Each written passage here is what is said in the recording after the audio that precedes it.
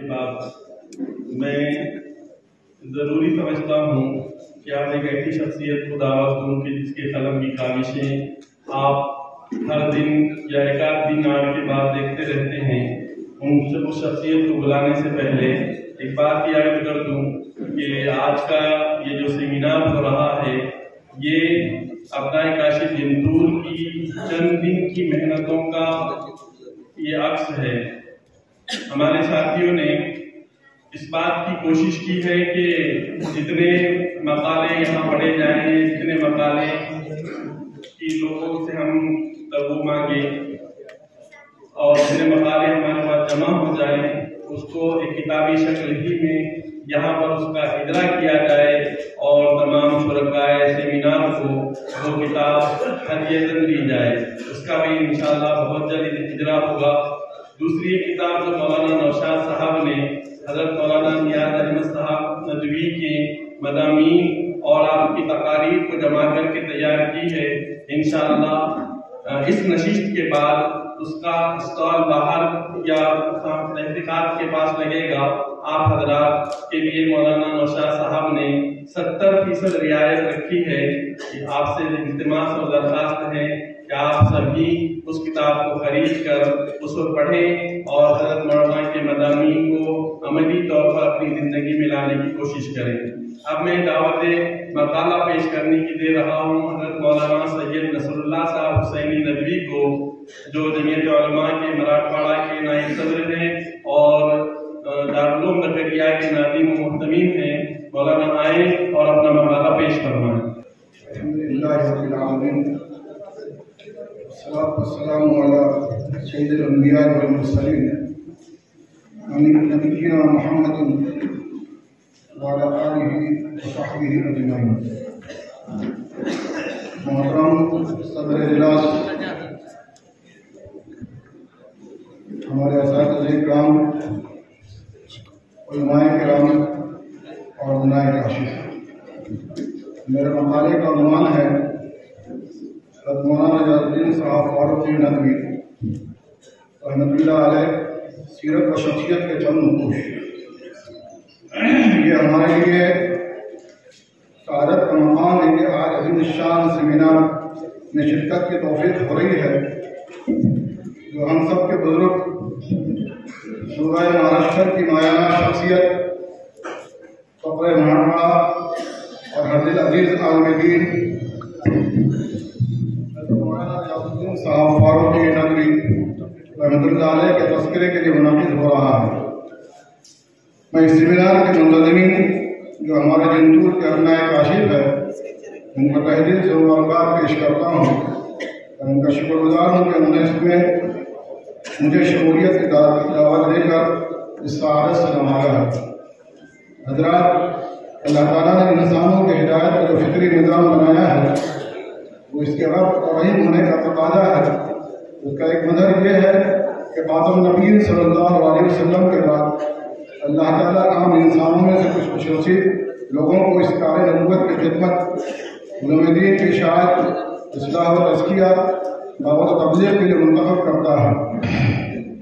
اس سلسلے میں تجدید امت اور احیاء دین کے لیے ہمارے علاقے میں جن افراد نے اللہ کے اس نظام اور اس کے طے کردہ منصوبے کے تحت کام کیا، ان میں حضرت مولانا محمد ریاض الدین صاحب فاروقی ندوی رحمۃ اللہ علیہ کی شخصیت ایسی جامع اور ہماری تھی اور ان کا کارنامہ حیات اپنے اندر اتنے گناہوں اور متنوع پہلو رکھتا ہے کہ اس پر بہت کچھ لکھا جا سکتا ہے۔ میں بھی ان کی شخصیت کے مختلف پہلوؤں کے بارے میں کچھ اپنے یادوں اور تاثرات کو قلم بند کرنا چاہتا ہوں۔ اس موقع پر چند ذاتی مشاہدات کا تذکرہ مقصود ہے۔ اس حوالے سے یہ ناچیز اپنے آپ کو بڑا خوش نصیب سمجھتا ہے کہ اللہ تعالیٰ نے مجھ پر اتنا بڑا کرم کیا کہ ایسے عالم دین اور ایسی عظیم شخصیت کو مجھے قریب سے دیکھنے کا موقع ملا۔ ایک گناہگار نے جب اپنی شعور کی آنکھیں کھولی، اس وقت 3 پاکیزہ نخبت کو قریب سے دیکھا۔ ایک میرے والد محترم ڈاکٹر سرفراز صاحب رحمۃ اللہ علیہ، دوسرے صوبہ مہاراشٹر کے عظیم داعی حضرت سید خان صاحب رحمۃ اللہ علیہ اور تیسرے حضرت مولانا ریاض الدین صاحب فاروقی ندوی رحمۃ اللہ علیہ۔ ان شخصیات کے افکار عالیہ سے اپنے فکر کو जिला बख्श ने उनके पर्वत में ज़िंदगी की असालीब सीखने, उनकी सरपरस्ती में ज़िंदगी गुजारने का सलीका मिला, उसे ज़िंदगी का हासिल और एक बेहतरीन इनाम समझता हूँ। मौलाना यादुद्दीन साहब फारूकी नबी रहमतुल्लाह से हमारे ख़ानदानी रवाबित थे और मेरे वालिद के करादार भाई थे, जिसकी वजह से बचपन में मौलाना को बार-बार करीब से देखने, परखने और सीखने का मौका मिला। उनकी वजह से पूरी शख्सियत आलिमाना किरदार का हमारे ख़ानदान पर बड़ा असर था। वालिद साहब अपने तमाम मामलात में उनसे रुजू होते थे। जो बात सबसे ज़्यादा दिल पर नक्श है वो है आपके खलवत व जलवत दोनों में कोई तफावत व तदाद नहीं था। आपकी सीरत की पूरी तस्वीर देखना चाहें तो हर मामले में आपका आलिमाना किरदार आपने किसी मौके पर इसे आँच नहीं आने दी। मौलाना के यहाँ दूसरी चीज़ जहन पर जो नक्श है वो है वक्त की कदर। इनका नज़र औकात, टाइम मैनेजमेंट आइडियल था। उन्होंने हैरान कन हद तक मुंजमद ज़िंदगी गुजारी। सुबह फजर के बाद तिलावत कुरान का हमेशा मामूल था। 8 बजे से पहले सुबह अखबार देख लेते थे। नाश्ते के बाद जामिया असातिज़ा पहले पहुँच जाते थे। ज़ोहर तक जामिया के इंतज़ामी उमूर में मसरूफ़ रहते। ज़ोहर की नमाज के बाद दोपहर का खाना, कुछ देर आराम, फिर अपने मकान से मुत्तसिल नूरानी मस्जिद में नमाज असर के बाद अपने मकान पर तफसील रखते। इस मौके पर मगरिब तक अहबास आम से मिलते और खुले माहौल में गुफ्तगू करते। नमाज मगरिब के बाद इशा तक कभी मकान और अक्सर काशिरून के दफ्तर निज़ामत में कुर्सी पर बैठ कर इंतज़ामी उमूर में मशगूल रहते या मुताला करते। इशा के बाद अहले खाने के साथ खाना खाते और अगर ज़्यादा ज़रूरी काम होता तो फिर मुताला खाना बैठ कर रात देर तक काम करते और जब थक जाते तो एक सादा चारपाई पर लेट जाते।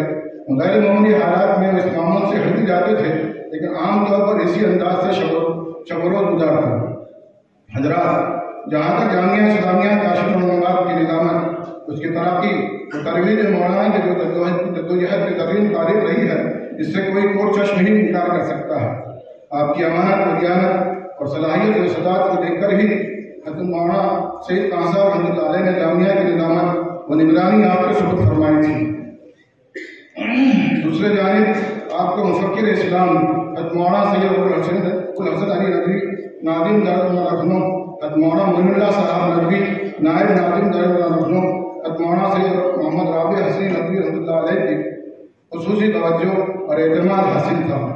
मौलाना रियाज साहब रहमतुल्लाह अलैह ने अपने बुजुर्गों के एतमाद को कभी ठेस नहीं पहुँचाई और जामिया इस्लामिया काशिफ को अपनी निस्फ सदी पर मुहित मुसलसल जद्दोजहद के जरिए इसको परवान चलाया। अपने पुणे जिगर से सींच कर एक छोटे से मदरसे को बावकार जामिया की शक्ल अता फरमाई। हजरात, जिस वक्त काशिरून की बुनियाद डाली गई, हर तरफ बेसरोसामानी की हालत थी। तलबा की किल्लत, वसाइल की अदम दस्तियाबी, माहौल की नासाजगारी और दीनी तालीम के असूल से अदम दिलचस्पी आम थी।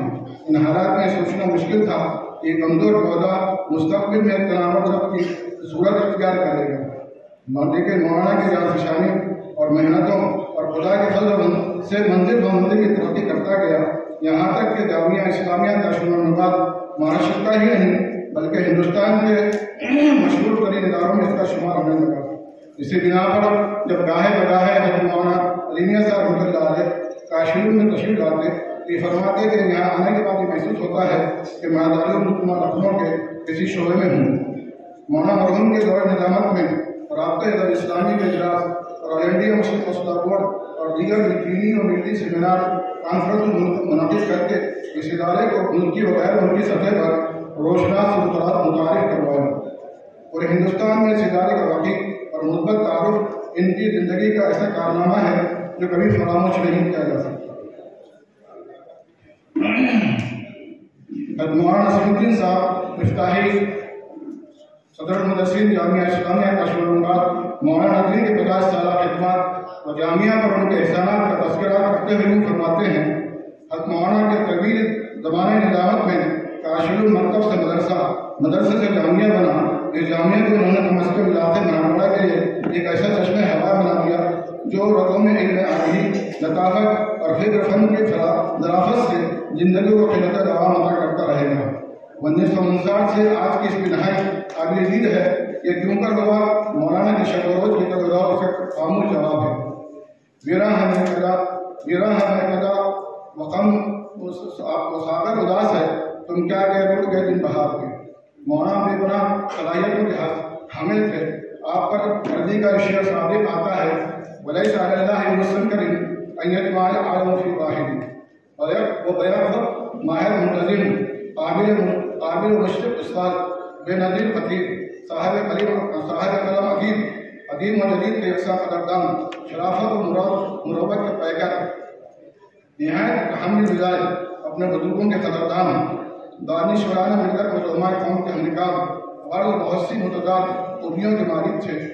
نظر الملک کے فاضل تھے، وہاں کے قابل اساتذہ سے اکتساب فیض کیا تھا، جس کی وجہ سے ان کے علم میں تنوع اور فکر میں وسعت اور کشادگی پیدا ہو گئی تھی۔ جامعہ کے تعلیمی امور میں اپنے رفقا سے پابندی سے مشورہ لیتے تھے، اساتذہ میں حد مراتب کا خیال رکھتے تھے۔